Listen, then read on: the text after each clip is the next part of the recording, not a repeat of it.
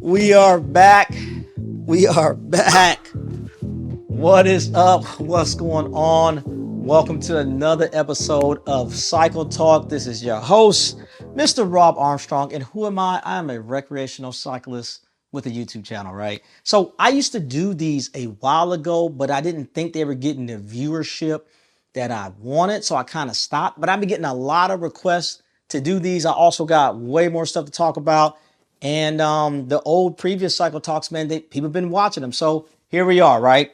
On Cycle Talk, I'm going to do a couple admin notes real quick. Over 5,000 subscribers. Very much appreciated. Over 2 million views. Oh my goodness. The channel is doing outstanding. If you are liking the content, please consider subscribing to the channel. The next target is 7,000 subscribers, bro. I would say 6, but I'm already at like 55 already. So we kind of halfway to 6. Might as well go to 7, right? So before I talk about this bike, right? This Colnago Y1Rs. Oh, that thing has broken the internet, man. This bike is freaking crazy. Before I talk about that bike, I'm gonna talk about something else, right? Wheels.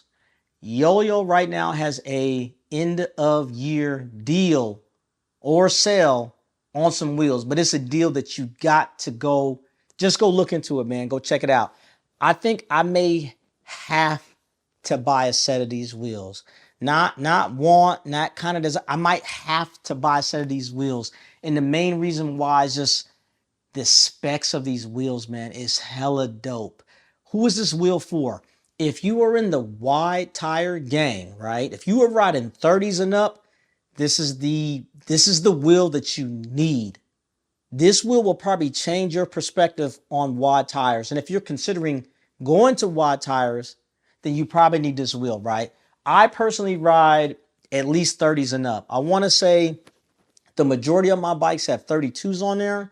My Cervelo S5 has 31s on there, and my Factor Austral Vam has 33s on there. And every other bike in between, I got 32s on there, right? So the Yo-Yo wheel, they make a couple different depths. You can go like with the 50s, you can go with the 60s, and I think they got a crazy depth of like 88, I want to say, which is just like insane. I think I'm personally going to go with probably the 60s because I have a couple set of 50 wheels. I have some 55s and I have some 62s, but the last wheels I bought were the NV78s, which is like 71 up front and 78 in the back. And that deep wheel is freaking crazy. I think I want the deep set. I think the 88 is just a little too much.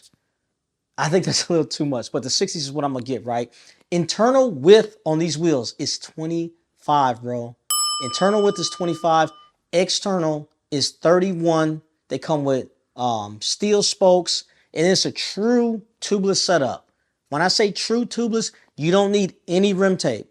You get the wheel, you put the tire on, you put the sealant in, and that's it. And then you're done. And then it's another thing, right? The weight.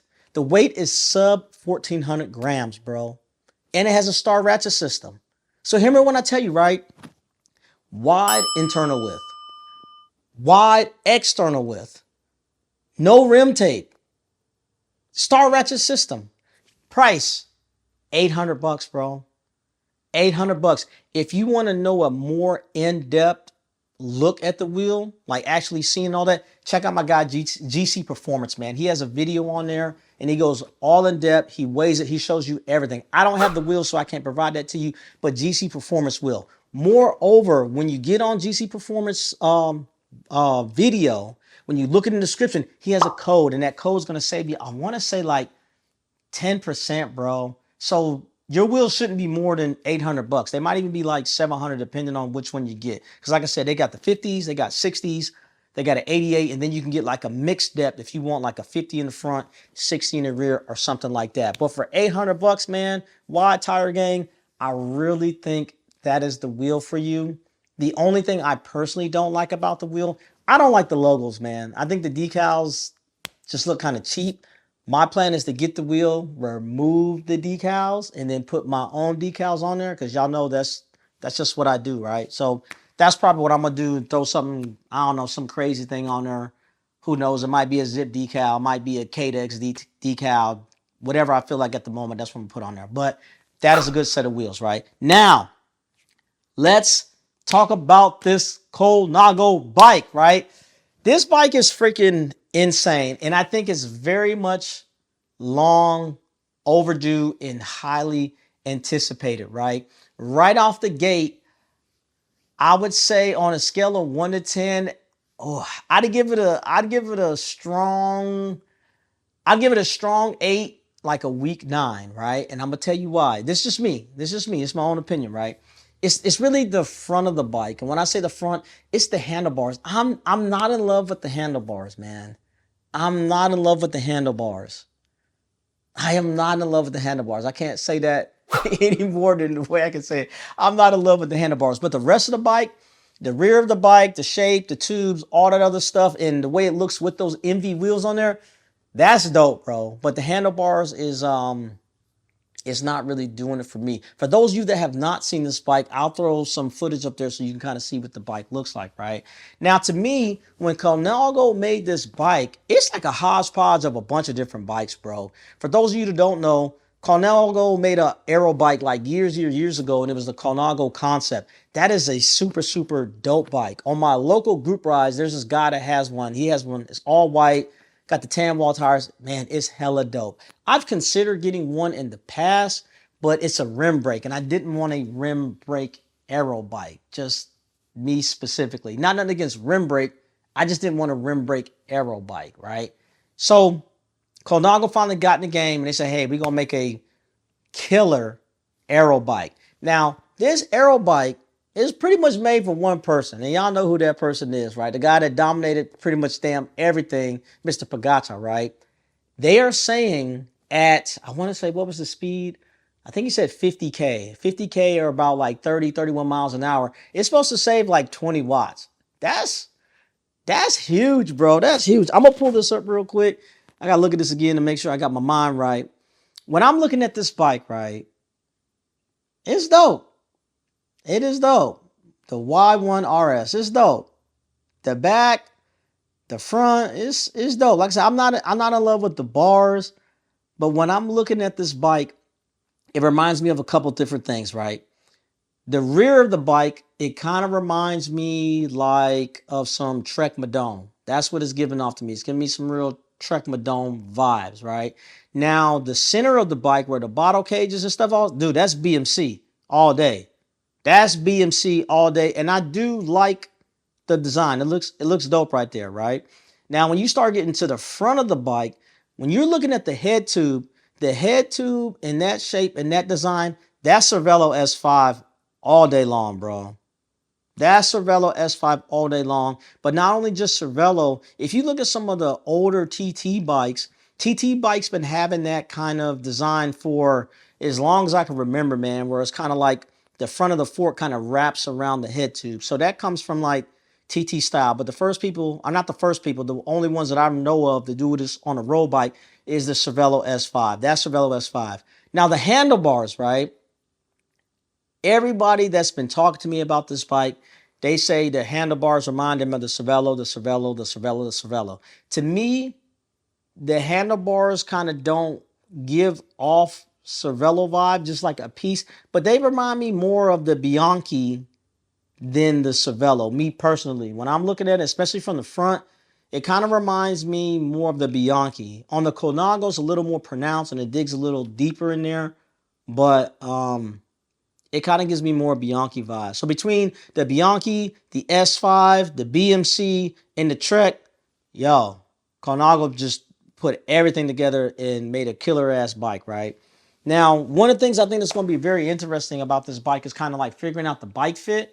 I don't know how this bar and stem system is looking. I'm looking at it a little bit close.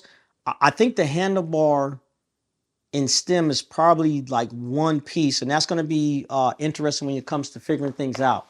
One of the things that I really, really appreciate about the Cervelo S5 is even though it has that V shape in the front, it's still two pieces, bro. So if your bar is 400 wide and you got like a 100 stem and you want to go to a 110 or 120, you can take that V part stem out and swap it. Or if you got the stem length that you want, but you're riding a 400 and you're like, I think I want to go a little bit narrow and go with 38, or maybe you want to go wider and go 42. You could just change the bar. That's what I like about the Cervelo system. It gives you like a nice, clean, one-piece look, but it still gives you the modularity and versatility to kind of swap it out. I don't think the Colnago is made like that, so it's going to be interesting to see. And when it comes to the rear of the bike, when it comes to that seat post, right? The seat post design, not really the shape, but kind of more just the design and length. It kind of reminds me of the Trek Madone, right? So with that, the seat post can't really go on the frame, And I want to say I was watching some review on it, and they were saying that you have a centimeter and a half, which is like 15 millimeters of adjustment. That's not a lot of adjustment. And I'm kind of wondering, is this one of the things like you got to probably trim the seat post to your height, or are they going to have a bunch of different heights available so you can kind of, get your bike fit in? But it's going to be interesting to see how that works. But I think once you kind of get dialed in, 15 millimeters of adjustment isn't a lot, but once you dialed in, you dialed in. But just from getting a general bike fit on it, I think you're going to really have to come down to knowing your size, or if the seat post is just so excessively long that you trim it to a size that kind of fits around where you're going to be. So that's going to be interesting to see, man. But I'm really excited to see this bike on the road. I really want to know how much it's going to cost, man. I was talking to my dad about it, and I'm thinking that this bike, the way it's set up, man, I think it's going to be, I say at least 15 plus grand. That's what I'm thinking, man. Because you got to think S-Works, Tarmac, SLA, 14 or so. I want to say it's probably going to be 15 plus, man. That's what I'm thinking. Would I pay that much for that bike? I don't know, bro. I don't know. And I wonder if they're going to have different options. Like, can you just get the frame set? Now, if Colnago made just the frame and bar available, that's something I would consider. Like the whole bike, I definitely wouldn't go the whole bike. Just give me the frame. I'll build it up myself. It can't be nothing too difficult. I'd probably do something like, Ultegra 12-speed Di2 on there. And dude, I got them MV7.8s. I would put them MV7.8s on there, man. From all the pictures I've seen with the MV wheels, I don't know what size wheels are on there. I want to say they might be like the 3.4s, not the 3.4s. They're probably like the 5.6 or something like that. But the 7.8s on that bike, ooh, that'd be nasty, bro. that would be nasty, man. And I would say, just to kind of give you a little taste of the 7.8s, the MV7.8 is my favorite wheel. It's my favorite wheel. I love my Bontrager RSL 51s. I really like my DT Swiss ARC 1100 62s. I really like my Princeton Carbons, but my favorite wheel is the MV7.8s. If you've never ridden that wheel specifically, you need to try it. It's hella deep. It makes a lot of noise, man. You ever be riding with somebody on a group ride and they got deep wheels and you kind of hear that whooshing noise? I've heard that from other bikes, and I've ridden deep wheels before, but when I'm riding a bike, I never really hear the sound. But on the MV7.8s, when you're on the bike, you can hear that whooshing sound. And it's crazy, man. It just sounds like you're going fast, man. But if you've never checked out the MV7.8s, man, check them out. And if you are scared of hookless wheels, the MV7.8s is one of the MVs that are not hookless. They are hooked. Another reason why I got those wheels, man. But that's all I got for you on this episode of Cycle Talk. If you would consider getting this Colnago bike, would you get it, man? And then also the front of the bike, do you think it looks more like the S5 or do you think it looks more like the Bianchi? Let me know which one you think, man. But that's all I got from you. It's your boy, Mr. Rob Armstrong. I'm getting ready to go to the gym, man. I'll holler at y'all later. I am out.